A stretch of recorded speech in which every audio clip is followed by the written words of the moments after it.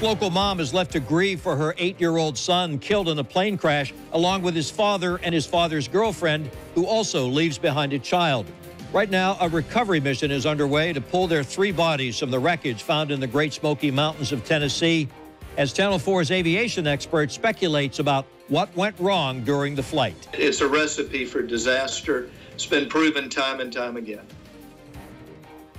As government safety experts begin looking for the cause of the crash, loved ones here in North Florida are now planning funerals for 8-year-old Hunter Starling, his father, 41-year-old David Starling, and Starling's girlfriend, 42-year-old Kim Smith. Right now, the National Transportation Safety Board is leading the investigation. A team went to the crash site this morning to secure and document the wreckage. Among other things, they searched for GPS units or phones and looked at flight-related data like weather records and air traffic control recordings. It could take 7 to 10 days to come up with preliminary findings. Channel 4's Lindsay Gardner spoke with our aviation expert about what could have gone wrong. First, Scott Johnson spoke with a friend of Kim Smith who says she was involved in local animal care. He's joining us live from Clay County. Scott?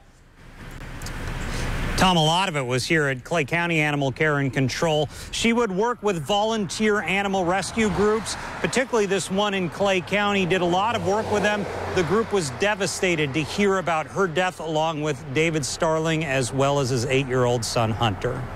If you look at Kim Smith's Facebook page, it doesn't take long to find out this is a woman who loved animals. She was a huge animal lover, yes. If we called her one day and said, we need a foster for a dog, we need it like now. And she was like, I'll be right there. I met up with Andrea Castman outside Clay County Animal Care and Control. She's with the group Friends of Clay County Animals, a nonprofit group that helps animals left at the county shelter.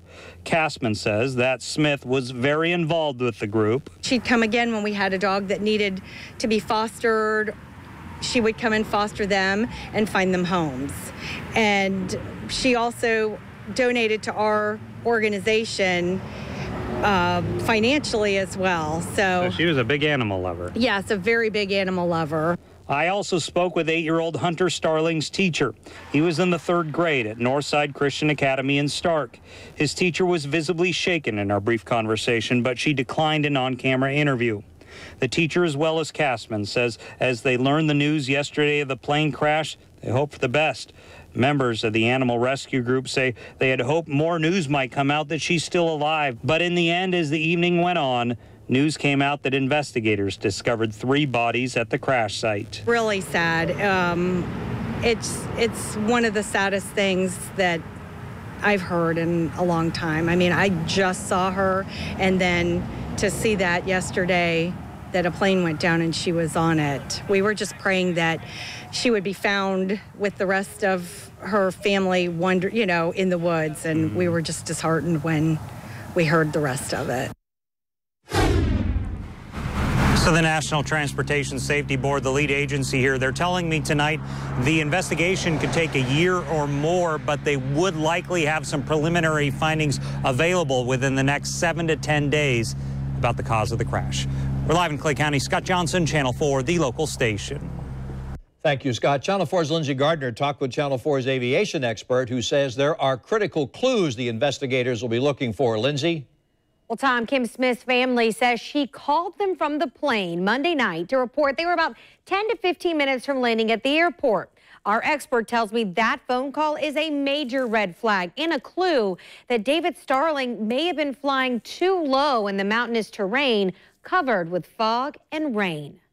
Ed Booth is a local aviation expert who has flown in the area before and talked to me today about it via Skype. This area has some rather tall mountains. I believe it would have been instantaneous.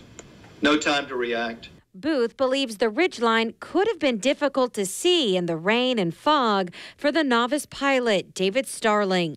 News4Jax found he received his private pilot license 2.5 years ago, but he did not have something called an instrument rating, which Booth says is an advanced certification needed for poor weather conditions. The lack of an instrument rating received a lot of publicity in the John F. Kennedy Jr. accident about 15 or 20 years ago.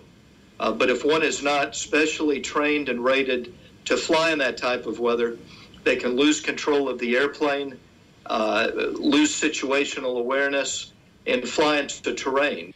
Booth estimates about half of all small plane pilots have an instrument rating for the very conditions like Starling would have encountered on Monday. One reason Booth does not expect mechanical errors is because Starling's last communication was about landing, and there was no mention of any technical troubles. Very, very unfortunate what happened here, but a low-time pilot without an instrument rating, flying over mountainous terrain, with sunset approaching in rain and fog is simply a recipe for disaster. Booth tells me that phone call from Smith shows they were flying low to the ground because most pilots can only text when they're in the air, and they have to also get lower to even send that text message. And most of them are unable to get cell service enough to make a phone call.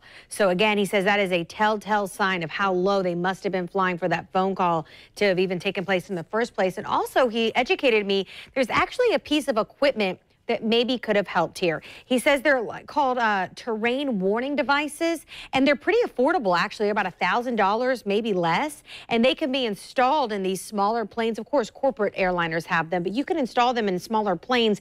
They use GPS, radar, terrain mapping, and they can warn a pilot actually in their ear if they're approaching a dangerous obstacle there. And they also can have color coding that comes up on their monitor screen. They'll go yellow as a warning and then red if you're too close. So again, the NTSB will look into if Mr. Starling had this piece of equipment, but really inexpensive when you're talking about how dangerous these situations can be.